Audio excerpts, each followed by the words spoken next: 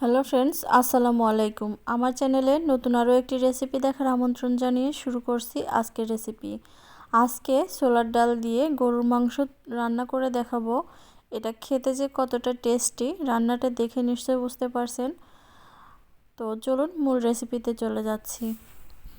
প্রথমেই আমি এখানে 1 কেজি পরিমাণে মাংস নিয়ে নিয়েছি, আর এখানে তেল চর্বি সহই মাংসটা নিয়ে নিয়েছি।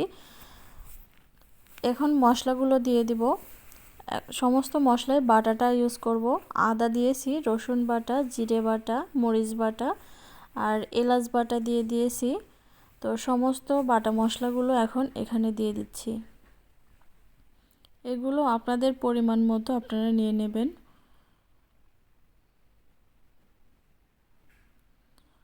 মশলাগুলো দিয়ে আমি ম্যারিনেশন করব। তো তার জন্য এখানে দিয়ে দিচ্ছি 1 চা চামচ পরিমাণে হলুদ গুঁড়ো, 3 চা চামচ পরিমাণে দিয়ে দিচ্ছি লবণ। লবণটা পরে লাগলে চেক করে দেখে আবার দেওয়া যাবে। তো এখন এটাকে ম্যারিনেশন করে নেব।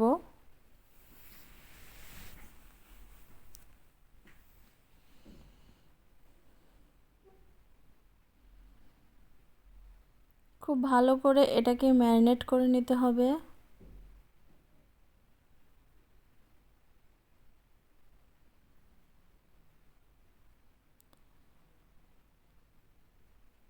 তো ম্যারিনেট করে নিয়েছি, এখন এটাকে ঢাকনা দিয়ে ঢেকে রেখে দিব 1 ঘন্টার জন্য। ফিরে আসছি 1 ঘন্টা পর। দিয়ে দিচ্ছি হাফ কাপ তেল। এখন দিয়ে দিচ্ছি দারচিনি,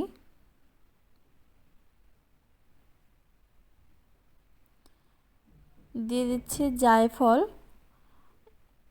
অল্প একটু দিয়ে দিয়েছি। তেজপাতা দিয়ে দিচ্ছি 2 টুকরা, মানে 2টা চিড়ে দিয়ে দিয়েছি।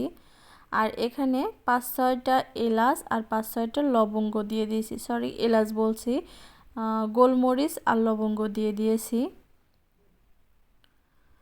বাটা মশলাগুলো যেহেতু আগেই ব্যবহার করেছি, তাই আস্ত মশলাগুলো এখানে দিয়ে দেওয়ার পরে একটু নেড়ে চেড়ে তারপরে এখানে পেঁয়াজ দিয়ে দিতে হবে।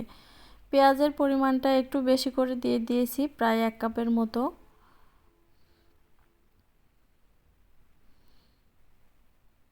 এখন এগুলোকে নেড়ে চেড়ে ব্রাউন কালার করে ভেজে নিতে হবে।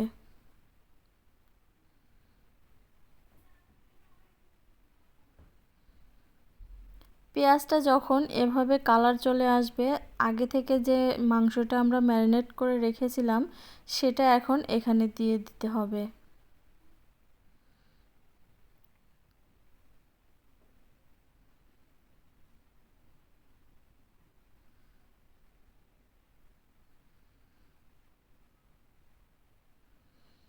নেড়ে চেড়ে মিশিয়ে দিচ্ছি।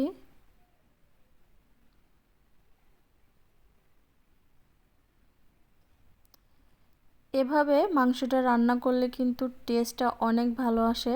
আপনারাও চেষ্টা করবেন। অনেকেই হয়তো অনেকভাবে রান্না করে, তো আমি সব সময় এভাবেই রান্না করে থাকি, আর এটা খেতে কিন্তু দারুণ লাগে। দেখতেই পারছেন এভাবে নাড়তে চাড়তে অনেকটা পানি বের হয়েছে মাংস থেকে।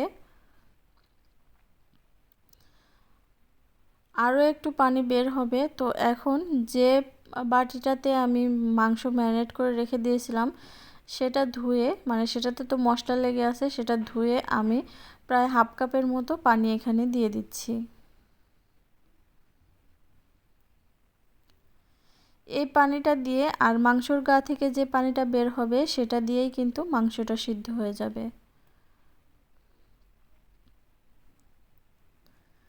তো নেড়ে চেড়ে মিশিয়ে দিচ্ছি। মিশিয়ে দেওয়ার পরে ঢাকনা দিয়ে ঢেকে রেখে দিতে হবে 5 থেকে 6 মিনিটের জন্য।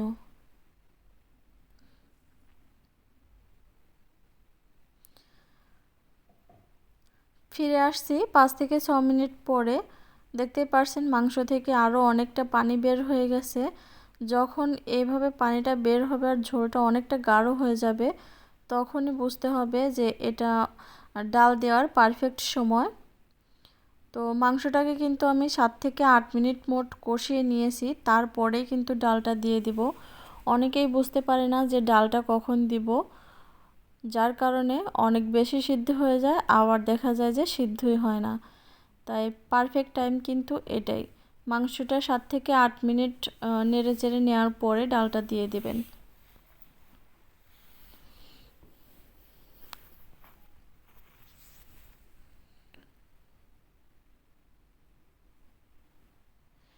ডালটা কিন্তু এখন কষানোর সময়ই 60 থেকে 70% সিদ্ধ করে নিতে হবে। তো একটু নেড়ে চেড়ে মিশিয়ে দিচ্ছি, মেশানোর পরে ঢাকনা দিয়ে ঢেকে রেখে দিব।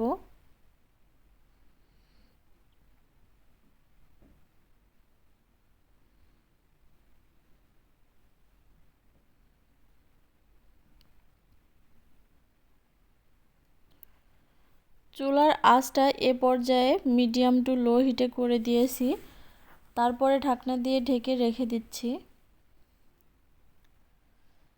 আর মাঝে মাঝে এভাবে ঢাকনাটা তুলে কিন্তু নেড়ে চেড়ে দিয়েছিলাম, না হলে ডালটা নিচে লেগে যেত।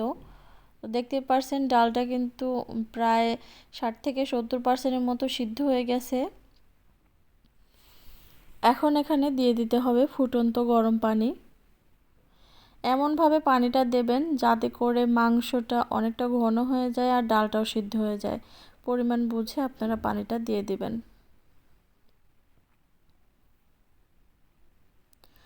আর এখানে অবশ্যই কিন্তু ফুটন্ত গরম পানি ব্যবহার করতে হবে, ঠান্ডা পানি ব্যবহার করা যাবে না, তাহলে ডালটা পারফেক্টলি সিদ্ধ হবে না। আর অবশ্যই ডালটা রান্না করার আগে 4 থেকে 5 ঘন্টার জন্য ভিজিয়ে রাখতে হবে। আমিও ভিজিয়ে রেখেছিলাম। মাঝে মাঝে এভাবে ঢাকনাটা তুলে নেড়েচেড়ে দিতে হবে, না হলে নিচে লেগে যাবে। যেহেতু ডাল জাতীয় যে কোনো জিনিসই রান্না করতে গেলে নিচে লেগে যাওয়ার সম্ভাবনা বেশি থাকে। তো আমার কিন্তু ডালটা এখন একদম সিদ্ধ হয়ে গেছে।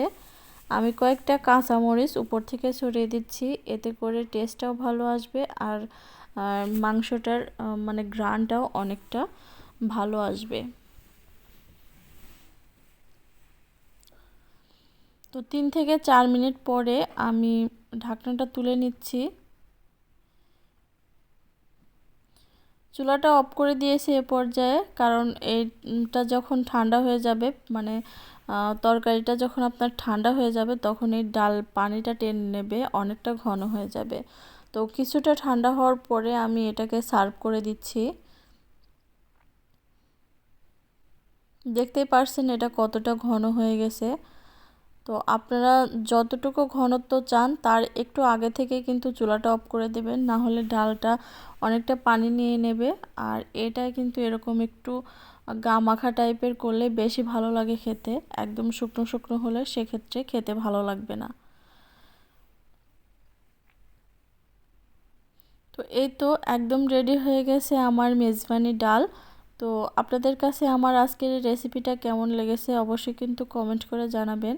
ভালো লাগলে ফ্রেন্ডস অ্যান্ড ফ্যামিলিদের সাথে বেশি বেশি করে শেয়ার করে দেবেন। আর আমার চ্যানেলটা সাবস্ক্রাইব করে পাশে থাকা বেল বাটনটা অন করে দেবেন, তাহলে পরবর্তীতে যখনই কোনো নিত্য নতুন রেসিপি আপলোড করব নোটিফিকেশন আপনাদের কাছে পৌঁছে যাবে। তো সবাই ভালো থাকবেন। আল্লাহ হাফেজ।